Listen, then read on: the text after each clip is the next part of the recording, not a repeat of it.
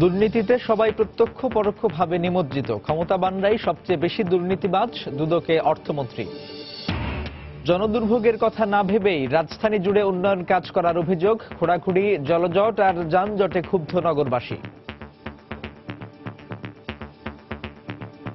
প্রতি বছর জুন মাস আসলে পরে আপনি তাদের কাজ শুরু হয়, তাদের ফান্ড প্লেস হয়। গর্তের ভিতরেই পড়বো না, ক্লিয়ার কোনো জায়গা আছে, পানি তো ডুবা, এটা তো বোঝা যায় না। দুর্যোগপূর্ণ আবহাওয়ায় আমদানি রপ্তানিতে ধস, বহির্নোঙরে আটকে আছে শতাধিক মাদার ভেসেল, গুনতে হচ্ছে জরিমানা। চলতি বছরের প্রথম 7 মাসে বিদেশ গেছেন 6.25 লাখ কর্মী, প্রতারণা বন্ধে দূতাবাসের সক্ষমতা বাড়ানোর পরামর্শ। এবং ঝালকাঠির ভাসমান পেয়ারা হাটে প্রতিদিনই ভিড় করছেন দেশি বিদেশি পর্যটক, অবকাঠামোর দাবি।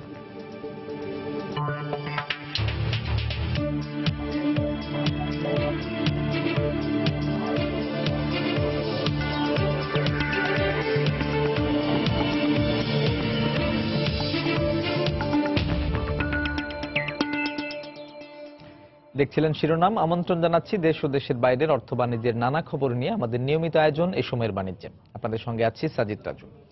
দর্শক, শুরুতে জানিয়ে দেব ঢাকা স্টক এক্সচেঞ্জ ডিএসসি এর খবরাখবর। চলে যাচ্ছি ডিএসসির অফিসিয়াল ওয়েবসাইট dscbd.org-তে।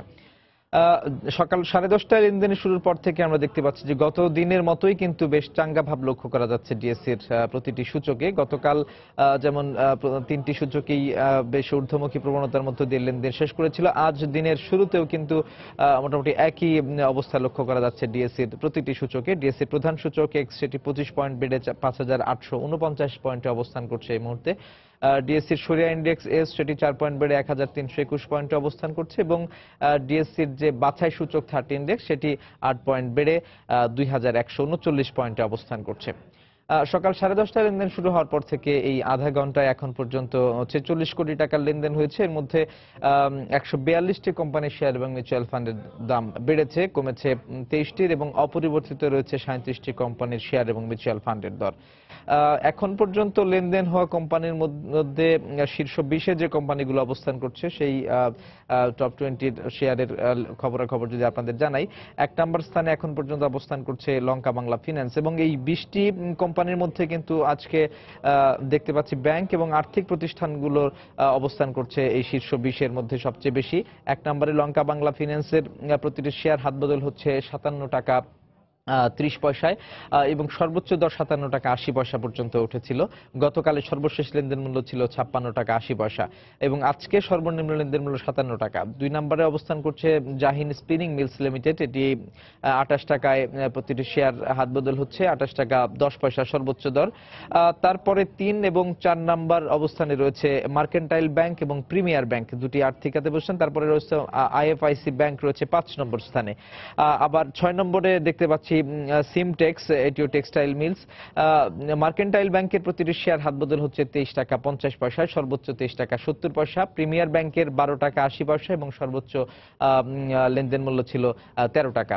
আইএফআইসির এখন বর্তমানে লেনদেন হচ্ছে 18 টাকা 70 পয়সায়, 18 টাকা 80 পয়সা পর্যন্ত সর্বোচ্চ মূল্যে হাতবদল হয়েছে প্রতিটি শেয়ারের। সিমটেক্সে রয়েছে 34 টাকা 60 পয়সা দর নিয়ে 6 নম্বর অবস্থানে, 34 টাকা 70 পয়সা পর্যন্ত সর্বোচ্চ লেনদেন মূল্যে হাতবদল হয়েছে প্রতিটি শেয়ারের। তারপরেই রয়েছে আরেকটি ব্যাংক, রূপালী ব্যাংক লিমিটেড, এটি 41 টাকা 20 পয়সা দর নিয়ে অবস্থান করছে শীর্ষ 20-এর 7 নম্বর স্থানে, 41 টাকা 20 পয়সা এটি হচ্ছে সর্বোচ্চ দর। ফুয়াং ফুড রয়েছে 8 নম্বর স্থানে, 23 টাকা 70 পয়সা দর নিয়ে। তারপরে অবস্থান রয়েছে কাশেম ড্রাইসেল, কেয়া কসমেটিক্স লিমিটেড, ফরচুন রয়েছে এখন পর্যন্ত শীর্ষ 20-এর কোম্পানিগুলোর মধ্যে 11তম স্থানে। জেনেক্স রয়েছে, জেনেক্স টেক্সটাইল রয়েছে 12তম স্থানে। সিটি ব্যাংক, ব্যাংক খাতের আরেকটি প্রতিষ্ঠান রয়েছে 13তম স্থানে। এসপিসিএল রয়েছে 14তম স্থানে রয়েছে এই মুহূর্তে শীর্ষ 20-এর কোম্পানিগুলোর মধ্যে। তারপরে রয়েছে সিটি ব্যাংক রয়েছে 13তম স্থানে, এসপিসিএল 14তম এবং গ্রামীণ ফোন রয়েছে তারপরে 15তম স্থানে এবং এনসিসি ব্যাংক এটি 16তম স্থানে অবস্থান করছে 15 টাকা লেনদেন মূল্য নিয়ে। ইফাদ অটোস রয়েছে 17তম স্থানে 151 টাকা 60 পয়সা দর নিয়ে। তারপরে আমরা দেখতে পাচ্ছি যে রিজেন্টেক্স এটি 18তম স্থানে এবং ইসলামী ব্যাংক এবং এনবিএল রয়েছে তার পরের অবস্থানগুলো। আর আজকে যদি ঢাকা স্টক এক্সচেঞ্জ ডিএসসির যে কোম্পানিগুলোর মধ্যে এজিএম রয়েছে দুটি কোম্পানির, প্রিমিয়ার ব্যাংকের এজিএম রয়েছে ইন্টারন্যাশনাল কনভেনশন সিটি বসুন্ধরায় হল 1-এ এবং স্ট্যান্ডার্ড ইন্স্যুরেন্স লিমিটেডের এজিএম রয়েছে স্পেকট্রা কনভেনশন সেন্টারে গুলশান 1 নম্বরে। মোটামুটি এই ছিল ঢাকা স্টক এক্সচেঞ্জ ডিএসসির লেনদেনের সর্বশেষ খবরাখবর এখন পর্যন্ত। আমরা চলে যাচ্ছি এবার চলে যাচ্ছি অন্যান্য খবরে। জনদুর্ভোগের কথা না ভেবে উন্নয়ন কাজ করায় ভোগান্তি পোহান রাজধানীবাসী, এমন মন্তব্য ভুক্তভোগীদের।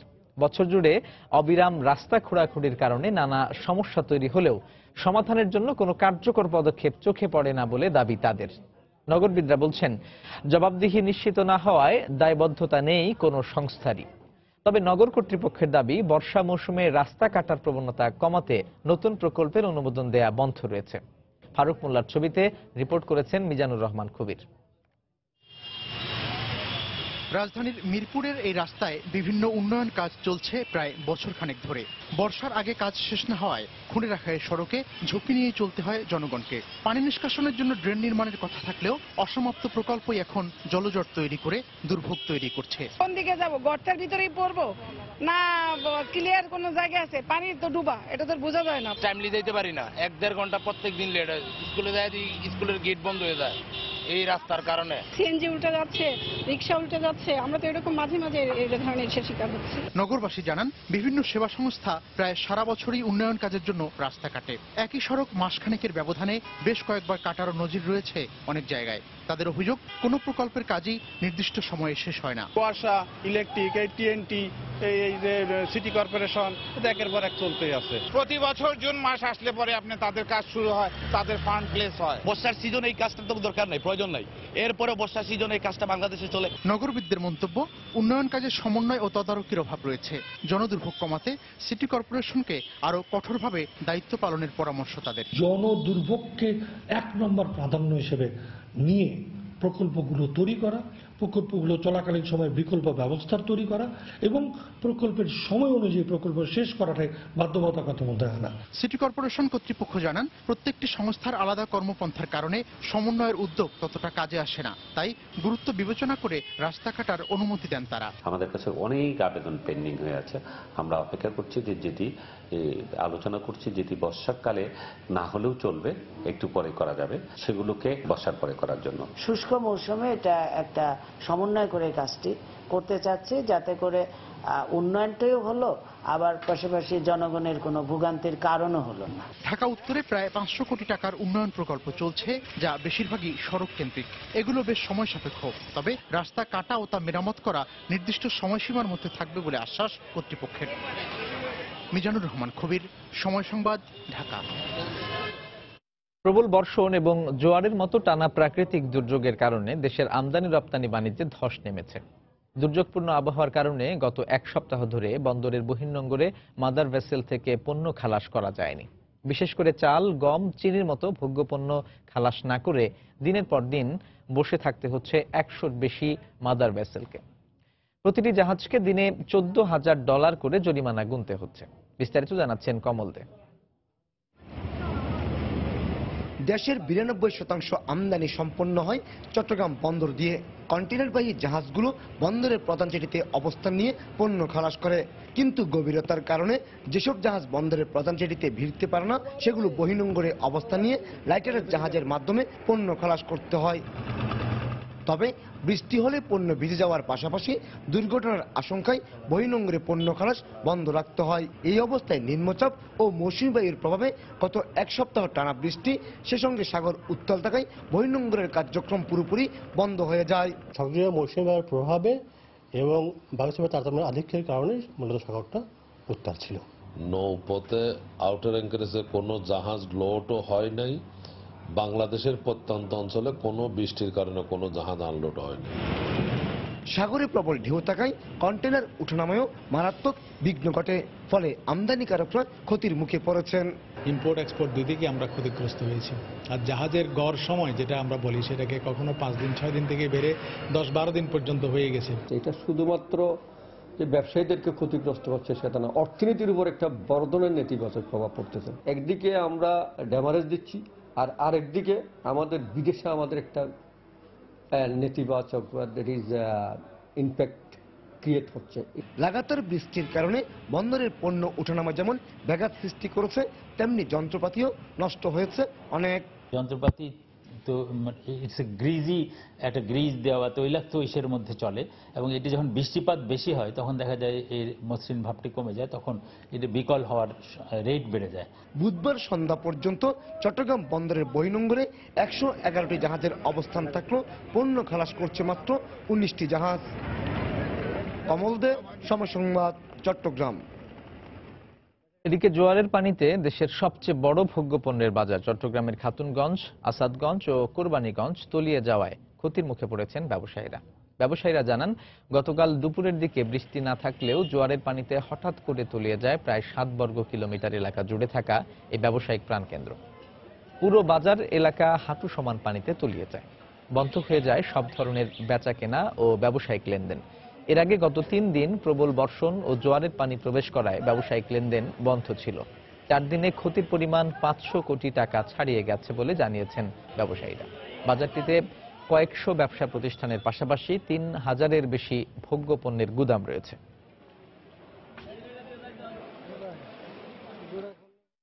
দুর্নীতিতে সবাই প্রত্যক্ষ ও পরোক্ষভাবে নিমজ্জিত বলে মন্তব্য করেছেন অর্থমন্ত্রী আবুল মাল আব্দুল মুহিত। সকালে সেগুনবাগিচায় দুর্নীতি দমন কমিশন দুদকের সাথে বৈঠকে তিনি আরো বলেন, ক্ষমতাবানরাই সবচেয়ে বেশি দুর্নীতি করে। আগামী 8 থেকে 10 বছরের মধ্যে দেশে দুর্নীতি থাকবে না বলে আশা প্রকাশ করেন অর্থমন্ত্রী। ইনডাইরেক্টলি দেশের সব মানুষ দুর্নীতিতে অংশগ্রহণ করে, অনেক সময় বাধ্য হয়ে দুর্নীতিতে অংশগ্রহণ করতে হয়। যে প্রযুক্তি আমাদের বর্তমানে দুর্নীতি দমনের অনেক সুযোগ করে দিয়েছে, এবং আমি সর্বত্র বলি যে দুর্নীতি দমনের শ্রেষ্ঠ উপায় হল প্রযুক্তির সদ্ব্যবহার এবং বিভিন্ন ক্ষেত্রে প্রযুক্তির ব্যবহার। গত কয়েকদিনের বৃষ্টি আর সড়ক মহাসড়কে দীর্ঘ যানজটের প্রভাব পড়েছে রাজধানীর সবজির বাজারে। কেজিতে 2 থেকে 3 টাকা দাম বেড়েছে বিভিন্ন সবজির। ব্যবসায়ীদের দাবি, যানজটের কারণে দেশের বিভিন্ন স্থান থেকে কাঁচামাল বহনকারী পরিবহন নির্দিষ্ট সময়ে পৌঁছতে না পারায় খরচ বেড়ে গেছে। বুধবার মধ্যরাত থেকেই রাজধানীর কারওয়ান বাজার সহ কয়েকটি স্থানে ঢুকতে থাকে কাঁচা তরকারি বহনকারী ট্রাক। ভিড় দেখা গেছে কারওয়ান বাজারেও। তবে বৃষ্টির কারণে রাস্তায় যানজট থাকায় পৌঁছাতে সময় লেগেছে অনেক বেশি। বৃষ্টি এলে যানজট থাকে, মাল সাবানা নিয়ে আইতে পারি না আমরা, অনেক জাম, 2-3 ঘন্টা 4 ঘন্টা বইতে লাগে জামে। সঠিক সময়ে পণ্য না আসায় এবং বৃষ্টির কারণে ক্রেতা উপস্থিতি কম থাকায় গত কয়েকদিনের তুলনায় কিছুটা বেশি দামে বিক্রি হয়েছে বিভিন্ন কাঁচা তরকারি। আগের চেয়ে সামান্য একটু বেশি, বৃষ্টির কারণে মাল আসতে পারে না, রাস্তাঘাটে পানি, গাড়ি ঘোড়ার রেট বেশি, যানজটের কারণে মাল আসতে পারে না। 26 টাকা কেজি গেছে, 26 টাকা, 25 টাকা, 24 টাকা এরকম। আগে গেছে যখন খরা ছিল, মানে বৃষ্টি ছিল না, তখন ছিল 12-13 টাকা কেজি, 14 টাকা কেজি এরকম। কুমড়া, করলা, ঢেঁড়স সহ বিভিন্ন সবজি কেজিতে বেড়েছে 3 থেকে 4 টাকা। সঠিক সময়ে পণ্য সরবরাহ না থাকাই এর মূল কারণ বলে মনে করেন ব্যবসায়ীরা। চিচিঙ্গা কিনছি, আগে ছিল মনে হয় 160 টাকা পাল্লা, না 80 টাকা কিনছি। গাড়ি করে আইসা পড়লে দাম তেমন একটা বাড়ে না, মাল না আসলেই দাম বেশি থাকে। বৃষ্টির কারণে জলাবদ্ধতায় নগর জীবনের দুর্ভোগ নেমে আসার পাশাপাশি বিভিন্ন পণ্যের দাম বাড়ায় যোগ হয়েছে বাড়তি চাপ। সাদিকুর রহমান, সময় সংবাদ, ঢাকা। পণ্যমূল্য স্বাভাবিক এবং দেশের রাজনৈতিক পরিস্থিতি স্থিতিশীল রাখতে জেলা প্রশাসকদের নির্দেশনা দিয়েছেন বাণিজ্যমন্ত্রী তোফায়েল আহমেদ। গতকাল জেলা প্রশাসকদের সঙ্গে দ্বিতীয় দিনের মতো বৈঠক করেন মন্ত্রীরা। জেলা প্রশাসকদের বৈঠক শেষে বাণিজ্যমন্ত্রী তোফায়েল আহমেদ বলেন, দেশের বিভিন্ন জেলার 14টি অপ্রচলিত পণ্য রপ্তানিতে 20% সরকারি অর্থ সহায়তা দেয়া হবে। এর আগে সকাল 8:45 থেকে প্রায় ঘণ্টাখানেক বৈঠক করেন বেসরকারি বিমান পরিবহন ও পর্যটন মন্ত্রী রাশেদ খান মেনন। বৈঠক শেষে মন্ত্রী জানান, বঙ্গবন্ধু আন্তর্জাতিক বিমানবন্দর নির্মাণের জন্য স্থান নির্ধারণ সমীক্ষার কাজ এ মাসের মধ্যেই শেষ হবে। সকাল থেকে পর্যায়ক্রমে বেসামরিক বিমান পরিবহন ও পর্যটন মন্ত্রী, বাণিজ্য মন্ত্রী, কৃষিমন্ত্রী, শিল্পমন্ত্রী, জনপ্রশাসন মন্ত্রী সহ 8 মন্ত্রণালয়ের মন্ত্রীদের সঙ্গে জেলা প্রশাসকদের বৈঠক হয়। এবারের 3 দিনের ডিসি সম্মেলনকে মোট 22টি অধিবেশন ও 18টি কার্য অধিবেশনে ভাগ করা হয়েছে। বিমানবন্দরগুলো আধুনিকায়নের প্রস্তুতি তুলেছেন, আর বঙ্গবন্ধু বিমানবন্দর তো একটা সমীক্ষা অলরেডি হচ্ছে। আমরা আশা করি এই মাসের মধ্যেই স্থান নির্ধারণ এ ব্যাপারে সমীক্ষাটা শেষ হবে। নিত্য প্রয়োজনীয় জিনিসপত্রের দাম সবসময় স্বাভাবিক রাখা, মানুষের ক্রয় ক্ষমতার মধ্যে রাখা, ভোক্তাদের স্বার্থ সংরক্ষণ করতে হবে। আমাদের যারা যে বাণিজ্য কেন্দ্র আছে জেলায় জেলায়, সেখানে গিয়ে যাতে নতুন লাইসেন্স করে, ট্রেড লাইসেন্স করে ব্যবসা বাণিজ্য করতে পারে, ব্যবসায়ীরা যাতে কোনো হয়রানির শিকার না হয়, তারা যাতে অধিকতর উৎস নিয়ে আমাদের রপ্তানি বৃদ্ধি করতে পারে, এইসব বিষয় নিয়ে আমরা মোটামুটি আলোচনা করি। গতবার কি আমরা অ্যাচিভ করলাম, আগামীতে কি প্রকল্প আমরা গ্রহণ করলাম, এটা একটা গভর্নমেন্টের এক্সারসাইজ একটা মাঠ পর্যায়ে যারা এখানে আসেন ডিসি সাহেব, তাদের কাছ থেকে আপনার মতামত নেওয়া আমাদের সুযোগ হয়। এই কারণে যে একটা সেতু তৈরি করা হয় গভর্নমেন্ট অ্যান্ড ফিল্ড লেভেলে যারা আপনার কর্মকর্তা রয়েছেন। আগামী বছর রাজধানীতে জলাবদ্ধতা থাকবে না জানিয়ে স্থানীয় সরকার মন্ত্রী খন্দকার মোশাররফ হোসেন বলেছেন, 46টি খালের মধ্যে 18টি সংস্কার করা হবে। গতকাল সচিবালয়ে জেলা প্রশাসক সম্মেলন থেকে বেরিয়ে জলাবদ্ধতা নিয়ে সাংবাদিকদের প্রশ্নের জবাবে তিনি একথা বলেন। ঢাকার যে 46টা খাল আছে, এর মধ্যে 18টা আমাদের উন্নয়ন করতে হবে, অবশ্যই করতে হবে। আমি ওয়াসারের নির্দেশনা দিছি যে কোনো রকমে হেভি বৃষ্টি হলেও 3 ঘন্টার মধ্যে পানি যাতে নিষ্কাশন হয় সেই ব্যবস্থা আমরা করছি। এখন তো এই 7 দিন ধরে যে বৃষ্টি হচ্ছে, এটা কিন্তু একটা অস্বাভাবিক পরিস্থিতি। কোন জায়গাতে আমরা আটকা পড়ছি, সেই জায়গায় আমরা তড়িৎ ব্যবস্থা নিব এবং আমি প্রমিস করতেছি সামনের বছর কিন্তু আপনারা এইসব পরিস্থিতি আর দেখতে পারবেন না। আমরা এই নিষ্কাশনের ব্যবস্থা এই কিছুদিনের মধ্যে শুরু করে ফেলব। মেঘনার তীব্র ভাঙনে গত 3 মাসে বিলীন হয়ে গেছে ভোলার মনপুরার 2টি ইউনিয়নের সহস্রাধিক ঘরবাড়ি। সহায় সম্বলহারা অনেকেই চরাঞ্চল, বাঁধ ও রাস্তার পাড়ে আশ্রয় নিয়েছেন। ভাঙন ঝুঁকিতে থাকা অন্যদের রক্ষায় দ্রুত ব্যবস্থা নেওয়ার দাবি এলাকাবাসীর। নাসির উদ্দিন লিটনের তথ্য ও উৎপল দেবনাথের ছবি নিয়ে ডেস্ক রিপোর্ট। উজান থেকে নেমে আসা স্রোতের আঘাতে মনপুরা উপজেলার 3 দিক দিয়ে ভয়াবহ ভাঙন দেখা দিয়েছে। ইতোমধ্যে 1 নম্বর মনপুরা ইউনিয়নের আন্দিরপাড় গ্রামটি সম্পূর্ণ বিলীন হয়ে গেছে। অর্ধেকের বেশি ভেঙে গেছে ওই ইউনিয়নের কুলাগাজীর তালুক, কাওয়ারটেক, হাজিরহাট ইউনিয়নের চরজ্ঞান, সোনারচর ও দাসেরহাট। এতে 3টি বাজার, 10টি মাছঘাট, মাছের খামার, ফসলি জমি, শিক্ষা প্রতিষ্ঠান সহ সহস্রাধিক ঘরবাড়ি মেঘনার গর্ভে তলিয়ে গেছে। এর মধ্যে সচ্ছল পরিবারগুলো পার্শ্ববর্তী এলাকায় নতুন করে বসতি গড়লেও নিঃস্ব 2 শতাধিক পরিবারের শেষ ঠিকানা হয়েছে রাস্তা, বেড়িবাঁধ ও নদীর মাঝের চরাঞ্চল। আগে একবারে নদী ভাঙ্গিয়েছে আর কলোনিতে আশ্রয় লইছি। অন কলোনি ভাঙ্গি যা, অন কুন্নি যাবো মাথা পিতা নেই। নদী ভাঙ্গি চলে যাইতেছে, কল্লা গুজানোর জায়গা নেই। নদীর কুড়ে পড়ে আছি, কোন জায়গার মতো সেরকম তবিক নাই আমাদের। এই বর্তমান সরকার যদি অস্থায়ীভাবে একটি করে দেয়, স্থায়ীভাবে আমাদের খুব সুবিধা হবে। এদিকে ভাঙনে ক্ষতিগ্রস্তদের খাস জমি বন্দোবস্ত ও আশ্রয়ন প্রকল্পে পুনর্বাসনের কথা জানালেন এই জনপ্রতিনিধি। আমরা ইতিমধ্যে বিভিন্ন চরগুলিতে আমরা বন্দোবস্ত দেওয়ার চেষ্টা করেছি এবং আমরা কিছু কিছু সরকারি জায়গায় পুনর্বাসন করেছি অলরেডি। ভাঙনের মাত্রা বেড়েছে উল্লেখ করে পানি উন্নয়ন বোর্ডের জেলার শীর্ষ কর্মকর্তা বলেন, ভাঙন রোধের কাজের টেন্ডার প্রক্রিয়াধীন রয়েছে। এই প্রকল্পের দরপত্র ইতিমধ্যে আহ্বান করা হয়েছে এবং আগস্টের 6 তারিখে এই দরপত্র গৃহীত হবে। এরপরে এটার কার্যাদেশ হলে আগামী বছরের মধ্যে আশা করা যায় এটার অধিকাংশ অংশই বাস্তবায়ন হয়ে যাবে। মেঘনার ভাঙনে মনপুরা ইউনিয়নের উত্তর, পূর্ব ও পশ্চিম এবং হাজিরহাট ইউনিয়নের পূর্ব পাশ দিয়ে প্রায় 6 কিলোমিটার এলাকায় ভাঙন দেখা দিয়েছে, যার মধ্যে 4.5 কিলোমিটার ব্লক ও জিও ব্যাগ স্থাপন করবে পানি উন্নয়ন বোর্ড। সময় সংবাদ, ভোলা। সৌদি আরব, মালয়েশিয়া সহ বিভিন্ন দেশে চলতি বছরের প্রথম 7 মাসেই পাড়ি জমিয়েছেন 6.25 লাখ বাংলাদেশি শ্রমিক। বছর শেষে জনশক্তি রপ্তানিতে এবার রেকর্ড হবে বলে প্রত্যাশা জনশক্তি কর্মসংস্থান ও প্রশিক্ষণ ব্যুরোর। তবে জনশক্তি রপ্তানিকারকদের মতে পর্যাপ্ত দক্ষ জনবল তৈরি করা না গেলে আগামীতে বিদেশে কর্মী পাঠানো কঠিন হবে। কর্মীরা যেন প্রতারণার শিকার না হয় তা নিশ্চিত করতে দূতাবাসগুলোর সক্ষমতা বাড়ানোর পরামর্শ রামরুর। বিস্তারিত হাজেরা শিউলির রিপোর্টে। সালে বাংলাদেশ থেকে সর্বোচ্চ 8,75,000 কর্মী কাজ নিয়ে বিভিন্ন দেশে যায়। এরপর ক্রমশ কমতে থাকে বিদেশে কর্মী প্রেরণ। 2009 সালে একই সাথে দুটি বড় শ্রমবাজার সৌদি আরব ও মালয়েশিয়া বাংলাদেশি কর্মী নেওয়া বন্ধ করে দিলে জনশক্তি রফতানি অর্ধেকে নেমে আসে। তবে সরকারি উদ্যোগে দেশ দুটিতে শ্রমবাজার পুনরায় উন্মুক্ত হওয়ায় 2016 থেকে জনশক্তি রফতানিতে গতি আসে। গেল বছরে মোট 7,57,000 জন বিদেশে গেলেও চলতি বছরে এখন পর্যন্ত গেছে 6 লাখেরও বেশি কর্মী। এই বছর আমরা যে ট্রেন্ড দেখছি অব্যাহত থাকলে আশা করছি যে প্রায় 10 লক্ষ লোকের বৈদেশিক কর্মসংস্থান হবে। বাংলাদেশের ইতিহাসে সব রেকর্ড অতিক্রম করবে। কূটনৈতিক তৎপরতা প্লাস মেজর মেজর মার্কেট খুলে গেছে এবং বাংলাদেশি ওয়ার্কারদের সুনাম।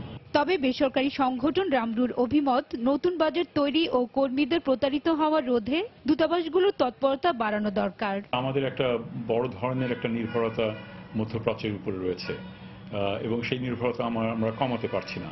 সরকারও বিভিন্ন উদ্যোগ নিয়েছেন, কিন্তু এখনো পর্যন্ত ঠিক যতখানি সাকসেস হওয়া প্রয়োজন ছিল সেটা এখনো হয়নি। সংখ্যা বৃদ্ধির সাথে সাথে দূতাবাসগুলোর সক্ষমতা সেগুলোকে বাড়াতে হবে। যারা কাজ নিয়ে যাচ্ছেন তারা সেখানে ঠিকমতো নিয়োজিত হতে পারছেন কিনা, নিয়মিত বেতন পাচ্ছেন কিনা ইত্যাদি অন্যান্য দিক এখানে কিন্তু রয়েছে। এদিকে জনশক্তি রফতানিকারকদের সংগঠন বাইরা বলছে, প্রয়োজনীয় দক্ষ জনশক্তি তৈরি করা না গেলে আগামীতে বিদেশে কর্মী প্রেরণ বন্ধ হয়ে যাবে। আমাদের স্কিলড ওয়ার্কার কম, এটা যদি আমরা এখন বাড়াতে না পারি তাহলে আগামী হয়তো 2-3 বছর বা 5 বছর পরে আপনি দেখবেন যে বাংলাদেশের কর্মী বিদেশ পাঠানো সম্ভব হবে না।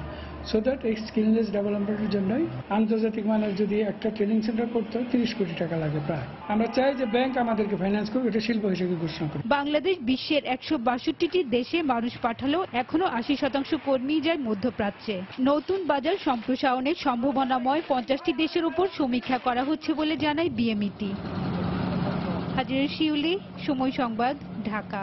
বেসরকারি খাতে 16.2% এবং সরকারি খাতে 3.8% ঋণ প্রবৃদ্ধি ধরে 2017-18 অর্থ বছরের প্রথমার্ধের মুদ্রানীতি ঘোষণা করেছে বাংলাদেশ ব্যাংক। কেন্দ্রীয় ব্যাংকের সম্মেলন কক্ষে মুদ্রানীতি ঘোষণাকালে গভর্নর সঞ্চয়পত্রের সুদ হার কমানোর পরামর্শ দেন। ব্যবসায়ীরা বলছেন, নতুন মুদ্রানীতির কম ঋণ প্রবাহের সিদ্ধান্তে বিনিয়োগে তেমন কোনো প্রভাব পড়বে না। অর্থনীতিবিদরা মনে করেন, মূল্যস্ফীতি নিয়ন্ত্রণে রাখা সম্ভব হলেও রপ্তানি ও রেমিটেন্সের গতি বাড়ানো চ্যালেঞ্জিং হবে। চলতি অর্থবছরের প্রথম মুদ্রানীতি ঘোষণায় জানা যায়, গত মুদ্রানীতিতে বেসরকারি খাতে 16.5% ঋণ প্রবৃদ্ধির লক্ষ্যমাত্রার বিপরীতে অর্জন হয়েছে 16%। গেল 6 মাসে ব্যাংক খাত থেকে কোনো ঋণ নেয়ার পরিবর্তে সঞ্চয়পত্র সহ বিভিন্ন খাতের টাকা জমা হওয়ায় সরকারের ঋণ প্রবৃদ্ধি হয়েছে ঋণাত্মক 16.2%। ঋণ প্রবাহের মন্থর গতির সাথে মিল রেখে অর্থবছরের শেষ নাগাদ বেসরকারি ও সরকারি খাতে ঋণ প্রবাহ কমিয়ে লক্ষ্যমাত্রা স্থির করেছে কেন্দ্রীয় ব্যাংক। আমরা মনে করছি যে 16.2 ডিসেম্বর এবং 16.3 আগামী জুন মাসে যে এটা কিন্তু মোটামুটি গ্রোথের জন্য অত্যন্ত সহায়ক হবে। সঞ্চয়পত্রের সুদের হার নামিয়ে আনার যুক্তি তুলে ধরার পাশাপাশি গভর্নর জানান, সাম্প্রতিককালে প্রবাসীদের রেমিটেন্স কমার কারণ সঞ্চয়পত্রগুলো বাজার সুদ হার সঙ্গে সঙ্গতিহীন উচ্চ মুনাফা হার সরকারের জন্য অতিরিক্ত সুদ ব্যয়ভার সৃষ্টি ছাড়াও মধ্য ও দীর্ঘমেয়াদী সরকারি বেসরকারি প্রকল্পের অর্থায়নের জন্য গুরুত্বপূর্ণ বন্ড বাজারের বিকাশ বাধাগ্রস্ত করছে। প্রবাসী বাংলাদেশিদের রেমিটেন্স অন্তর্প্রবাহে নিম্নগতি শ্রম বাজারের চাহিদা হ্রাসের কারণে নয়, অ্যান্টি মানি লন্ডারিং এবং কাউন্টারিং ফাইন্যান্সিং টেররিজম বিধি অনেক দেশে ব্যাংকগুলোর উপর মাত্রাধিক অতিরিক্ত কঠোরতার সঙ্গে প্রয়োগের কারণে এটি ঘটেছে। গত অর্থ বছরের মূল্যস্ফীতি লক্ষ্যমাত্রা 5.8%-এর বিপরীতে অর্জন হয়েছে 5.44%। তবে এবার 5.5% মূল্যস্ফীতি অর্জন চ্যালেঞ্জিং হবে বলে মনে করেন এই অর্থনীতিবিদ। গত বছরের চাইতে আগে আরো ইনফ্লেশনটা বাড়বে। রপ্তানি খাতের ভালনারেবিলিটি আছে, আমাদের রেমিটেন্সের খাতের যে ধস, সেটাকে যদি এই দুটো খাতকে যদি আমরা আবার ঊর্ধ্বমুখী করতে না পারি তাহলে অর্থনীতিতে বিপর্যয় হতে পারে। মুদ্রানীতিতে গতবারের তুলনায় ঋণ প্রবাহ কমলেও তা ব্যক্তি খাতের বিনিয়োগের জন্য কোনো নেতিবাচক প্রভাব ফেলবে না বলে জানান এই ব্যবসায়ী। পারিপার্শ্বিক অবস্থার কারণে আমাদের ইনভেস্টমেন্টের গতি কাঙ্ক্ষিত মাত্রায় আমরা যেতে পারছি না, সুতরাং it is not going to harm, এবং এটা 6 মাসের জন্য করা হয়। If necessary it can be revised, it's not a very big issue. মুদ্রানীতি ঘোষণায় বলা হয়, মোবাইল ব্যাংকিং এর সন্দেহজনক লেনদেন শনাক্ত করতে কেন্দ্রীয় ব্যাংক নজরদারি বৃদ্ধি করেছে। হরিপদ সাহা, সময় সংবাদ, ঢাকা। 2016-17 অর্থ বছরে 1,85,003,69,00,000 টাকা রাজস্ব আদায় করেছে এনবিআর, যা সংশোধিত লক্ষ্যমাত্রার চেয়ে 3,69,00,000 টাকা বেশি। গতকাল রাজধানীর সেগুনবাগিচায় রাজস্ব ভবনে গণমাধ্যমের সাথে মতবিনিময় সভায় একথা জানান এনবিআর চেয়ারম্যান নজিবুর রহমান। এ সময় তিনি জানান, রাষ্ট্রায়ত্ত প্রতিষ্ঠান বিপিসি ও পেট্রো বাংলার কাছে প্রায় 28,000 কোটি টাকা বকেয়া থাকলেও পরিশোধ করছে না তারা। বেসরকারি খাতে যারা নির্বাহী পর্যায়ের যেসব কর্মকর্তা আছেন তাদের জন্য ইনকাম ট্যাক্স রিটার্ন প্রদান বাধ্যতামূলক করা হয়েছে। বিদেশি বহু নাগরিক বাংলাদেশে কর্মরত আছেন, তাদের অনেকে কর দিচ্ছেন, অনেকে কর দিচ্ছেন না। যারা কর দিচ্ছেন না তাদের ব্যাপারে নিবিড়ভাবে কিছু কার্যক্রম নিচ্ছি। জ্বালানি এবং গ্যাস ক্ষেত্রে পেট্রো বাংলা বিপিসির সাথে যে বকেয়া আছে সেটাও আমরা করছি, ঘনিষ্ঠভাবে মনিটর করছি। 2021 সাল নাগাদ মোট বিদ্যুৎ চাহিদার 10% নবায়নযোগ্য খাত থেকে সরবরাহের লক্ষ্যমাত্রা নির্ধারণ করেছে সরকার। এক্ষেত্রে গুরুত্বপূর্ণ ভূমিকা রাখতে পারে সৌর বিদ্যুৎ। এজন্য ভবিষ্যতের কথা মাথায় রেখে সোলার অবকাঠামো নির্মাণে বিনিয়োগ বাড়ানোর কোনো বিকল্প নেই। গতকাল রাজধানীতে ইটকল ও রিকার্ডোর যৌথ উদ্যোগে সোলার খাতে বিনিয়োগ বিষয়ক এক সেমিনারে এমন মত তুলে ধরেন বক্তারা। সেমিনারে রিকার্ডো এনার্জি অ্যান্ড এনভায়রনমেন্টের প্রিন্সিপাল কনসালটেন্ট আশিস কুলকার্নি ও বিদ্যুৎ, জ্বালানি ও খনিজ সম্পদ মন্ত্রণালয়ের যুগ্ম সচিব মোহাম্মদ আলাউদ্দিন সহ আরো অনেকে উপস্থিত ছিলেন। ব্যবসায়ী ও ব্যবহারকারীদের সচেতন করতে না পারলে আইন করে রাসায়নিক পদার্থের অপব্যবহার রোধ করা সম্ভব নয় বলে মনে করেন ব্যবসায়ীদের শীর্ষ সংগঠন এফবিসিসিআই এর সভাপতি শফিউল ইসলাম মহিউদ্দিন। গতকাল রাজধানীর মতিঝিলে সংগঠনটির কার্যালয়ে নৌবাহিনীর উদ্যোগে আয়োজিত রাসায়নিক পদার্থ ব্যবহারে সচেতনতা বিষয়ক এক সেমিনারে এই মন্তব্য করেন তিনি। 15 বছরের জেল, 5 বছরের জেল, জেল জরিমানা দিয়ে আমাদের লোকজনকে আসলে তৈরি না করতে পারলে আগে জেলের বিষয় আইন তৈরি করি আমরা। আইনের প্রয়োগের ক্ষেত্রে আপনারা স্লো ডাউন করছেন কেন? যে our people, those who are user or importer, they are not ready for this. Let me make them ready. শতভাগ বিদ্যুতের আওতায় এখন দিনাজপুর সদর উপজেলা। সরকারের নির্দেশনা অনুযায়ী পল্লী বিদ্যুৎ সমিতি নির্ধারিত সময়ের আগেই প্রতিটি বাড়িতে বিদ্যুৎ সংযোগ দিয়েছে। গোলাম নবী দুলালের তথ্য ও মঞ্জিদ আলম শিমুলের ছবি নিয়ে ডেস্ক রিপোর্ট। দিনাজপুর সদর উপজেলায় 1985 সালে পল্লী বিদ্যুৎ সমিতি 1 বিদ্যুৎ সংযোগের কাজ শুরু করে। 10টি ইউনিয়ন নিয়ে সদর উপজেলা, লোক সংখ্যা 3 লাখের বেশি। পর্যায়ক্রমে 1554 কিলোমিটার লাইন নির্মাণের মাধ্যমে প্রতিটি বাড়িতে বিদ্যুৎ সংযোগ দেওয়া সম্ভব হয়েছে। প্রতিটি বাড়িতে বিদ্যুৎ পেয়ে দারুণ খুশি গ্রাহকেরা। সবসময় এখন কারণ থাকতেছে, ব্যবসা বাণিজ্য করতে আরাম পাচ্ছি এবং আমাদের লেখাপড়া, বাচ্চা কাচ্চা লেখাপড়া করতে আরাম পাচ্ছে। লেখাপড়া কোনো দিক দিয়ে কোনো ক্ষতি হচ্ছে না। সব বাড়িতে বিদ্যুৎ আছে, আমরা বিদ্যুতের আলোতে সব কাজ করতে পারি। আমাদের মহাদেবপুর এবং কর্ণে সবাই উন্নত এবং শিক্ষা দীক্ষা অনেক উন্নত হয়ে গেছে। সরকারের পরিকল্পনা অনুযায়ী নির্ধারিত সময়ের মধ্যে উপজেলার প্রতিটি বাসায় বিদ্যুৎ দেওয়ার কথা জানিয়ে পল্লী বিদ্যুৎ সমিতির ঊর্ধ্বতন কর্মকর্তারা জানালেন, গ্রাহকদের চাহিদা মাফিক সার্ভিস দিতে সব সময় সচেষ্ট তারা। আবেদনের 7 দিনের মধ্যে আমরা তাদেরকে সংযোগ প্রদান করি এবং আমরা সততা এবং নিষ্ঠার সাথে এই সংযোগ দেওয়ার চেষ্টা করি, তাই এখানে গ্রাহক ভোগান্তির কোনো প্রশ্নই ওঠে না। সদর উপজেলায় 330 বর্গ কিলোমিটার এরিয়া টোটাল। এর মধ্যে আমাদের জনসংখ্যা ছিল 3 লক্ষ। ইতিমধ্যে আমাদের সকলকে পরিবারকে আমরা বিদ্যুৎ সংযোগ দিয়েছি।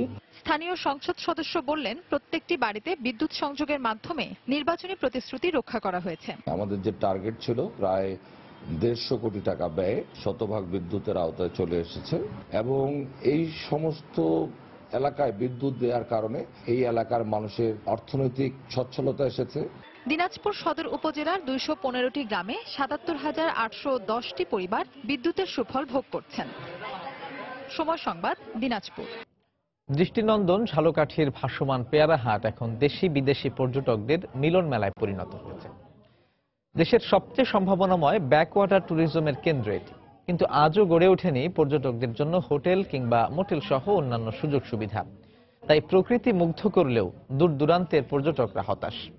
ঝালকাঠির প্রতিনিধি পলাশ রায়ের তথ্য ও ছবি নিয়ে ডেস্ক রিপোর্ট। দেশের ব্যাকওয়াটার ট্যুরিজমের অন্যতম কেন্দ্র ঝালকাঠি সদর উপজেলার ভীমরুলি খালের উপরের পেয়ারার ভাসমান হাট।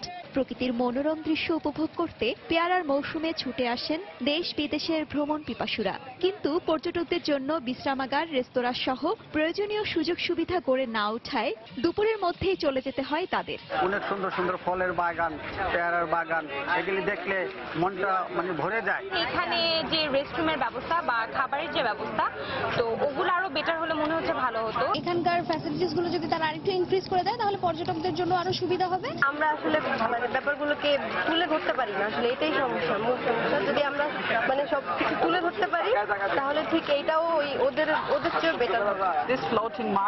আমি জানতাম না যে এখানে এত সুন্দর ভাসমান বাজার আছে। এটা আসলেই খুব সুন্দর, আমার খুব ভালো লেগেছে দেখতে। বাজারটি শুধুমাত্র পর্যটকদের আকৃষ্টের জন্য নয়, মূলত পেয়ারার কেনাবেচাই এর মূল উদ্দেশ্য। দক্ষিণের জেলার কৃত্তিনাশা ইউনিয়নের 20টি গ্রামে 500 হেক্টর জমিতে পেয়ারার চাষ হয়। শত বছর ধরে এখানকার হাজার হাজার মানুষ কান্দি বা সজ্জন পদ্ধতিতে পেয়ারা চাষ করছেন। মূলত শ্রাবণ ও ভাদ্র মাসে গ্রামগুলোর পেয়ারা বিক্রি হয় ভীমরুলি খালের উপর নৌকায় নৌকায় ভাসমান হাটে। দেশের বিভিন্ন জেলায় পেয়ারা সরবরাহের উপরেই নির্ভরশীল এলাকার মানুষের জীবন জীবিকা।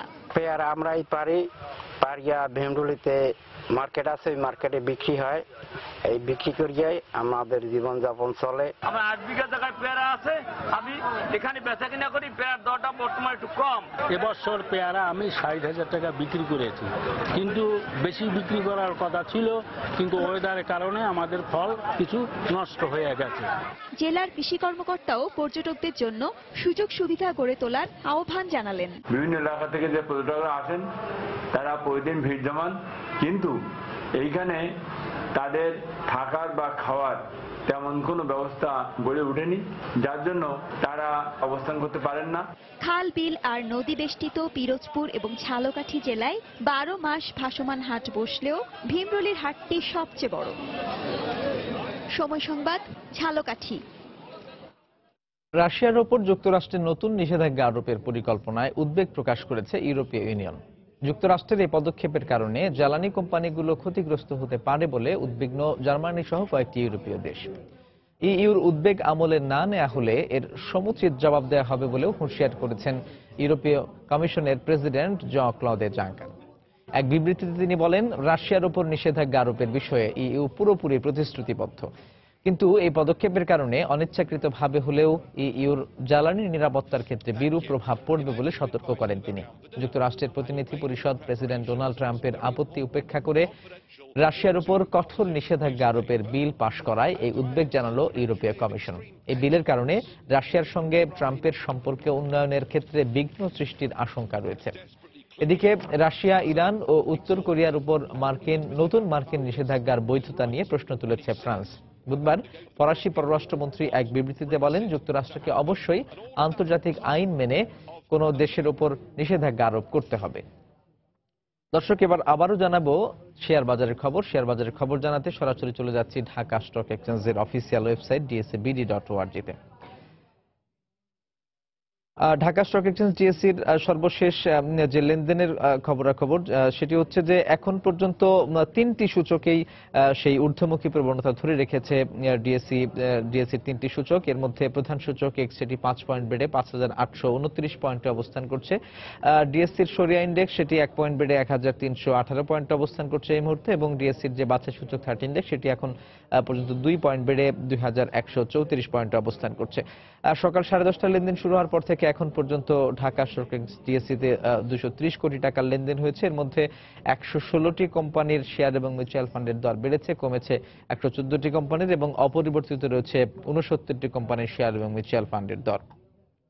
এখন পর্যন্ত শীর্ষ 20-এ অবস্থান করছে যে কোম্পানিগুলো, এর মধ্যে ব্যাংক খাতে প্রতিষ্ঠানই বেশি। 1 নম্বর স্থানে অবস্থান করছে মার্কেন্টাইল ব্যাংক, 23 টাকায় হাত বদল হচ্ছে প্রতিটি শেয়ারের, 23 টাকা 70 পয়সা সর্বোচ্চ দর। লঙ্কা বাংলা ফিন্যান্স রয়েছে 2 নম্বর স্থানে 56 টাকা 80 পয়সা দর নিয়ে, 57 টাকা 80 পয়সা পর্যন্ত সর্বোচ্চ মূল্যে হাত বদল হয়েছে প্রতিটি শেয়ারের। তারপরে অবস্থানে রয়েছে গ্রামীণ ফোনের প্রতিটি শেয়ার লেনদেন হচ্ছে 379 টাকা 20 পয়সায়, 382 টাকা পর্যন্ত সর্বোচ্চ মূল্যে লেনদেন হয়েছে প্রতিটি শেয়ারের। প্রিমিয়ার ব্যাংক রয়েছে 12 টাকা 80 পয়সা দর নিয়ে 4 নম্বর স্থানে, 13 টাকা ছিল সর্বোচ্চ দর। 5 নম্বর স্থানে রয়েছে আইডিএলসি 75 টাকা 90 পয়সা দর নিয়ে 76 টাকা 70 পয়সা পর্যন্ত সর্বোচ্চ মূল্যে হাত বদল হয়েছে প্রতিটি শেয়ারের। জাহিন স্পিনিং মিল রয়েছে 6 নম্বর স্থানে 27 টাকা 70 পয়সা দর নিয়ে 28 টাকা 20 পয়সা সর্বোচ্চ দর। আইএফআইসি রয়েছে 7 নম্বর স্থানে 18 টাকা 40 পয়সা দর নিয়ে এবং 18 টাকা 80 পয়সা সর্বোচ্চ দর এই কোম্পানিটির। রূপালী ব্যাংক তারপরের অবস্থানে 8 নম্বর স্থানে অবস্থান করছে 42 টাকা 20 পয়সা দর নিয়ে এবং সর্বোচ্চ দর 42 টাকা 60 পয়সা। সিটি ব্যাংক রয়েছে 9 নম্বর স্থানে, এটি 38 টাকা 20 পয়সা দর নিয়ে অবস্থান করছে এই ব্যাংকটি এবং 38 টাকা 70 পয়সায় সর্বোচ্চ মূল্যে লেনদেন হয়েছে শেয়ারের এবং 10 নম্বর স্থানে রয়েছে ফরচুন 55 টাকা 40 পয়সা দর নিয়ে। দর্শক, এই ছিল মোটামুটি ঢাকা স্টক এক্সচেঞ্জের লেনদেন পরিস্থিতির খবরাখবর। এবার জানিয়ে দেব আন্তর্জাতিক মুদ্রা বাজারের খবর। দেশের বাজারে আজ মার্কিন ডলার কেনা হচ্ছে 81 টাকা 70 পয়সা দরে, বিক্রি হচ্ছে 82 টাকা 70 পয়সায়।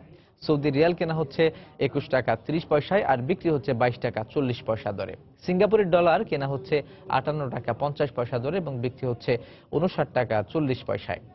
দেশের বাজারে আজ ইউরোজোনের একক মুদ্রা ইউরো কেনা হচ্ছে 92 টাকা 60 পয়সা দরে এবং বিক্রি হচ্ছে 96 টাকা 60 পয়সা দরে।